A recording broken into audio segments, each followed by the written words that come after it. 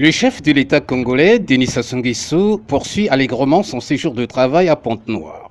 Ce jeudi 10 novembre, il s'est rendu sur le site de la centrale à gaz de Djeno, considérée comme le poumon électrique du Congo-Brazzaville. Et ce pour relancer les activités au terme de la réhabilitation effectuée par la société turque AXA Énergie, qui s'emploie, voilà quelques années, à fournir de l'électricité aux populations de Pointe-Noire et de ses environs.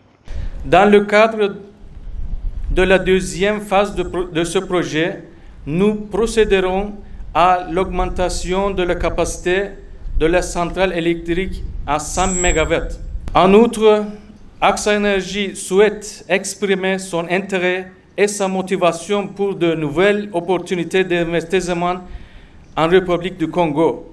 Pour le gouvernement congolais, la réhabilitation de cette centrale renaissante obéit à la mise en œuvre du boulevard énergétique tant souhaité par le président Denis Sassou Nguesso dans son programme de société Ensemble poursuivant la marche. L'objet de nos retrouvailles est la relance de la centrale électrique de Djeno, qui a fait l'objet d'une réhabilitation lourde et longue, comme vient de le rappeler la société AXA.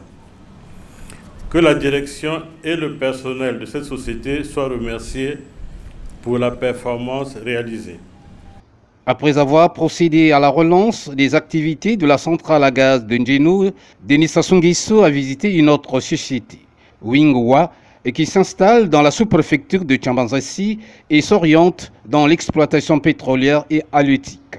Et cette partie officielle a été bouclée par une autre visite, celle de la société agricole du Congo Sako, située au village Bangakoyo, à quelques encablures de la frontière entre le Congo et le Cabinda. Ici, le président de la République a touché du doigt l'évolution des étangs de poissons, sans oublier le pont qui relie Tchambanzassi à la société Wingwa.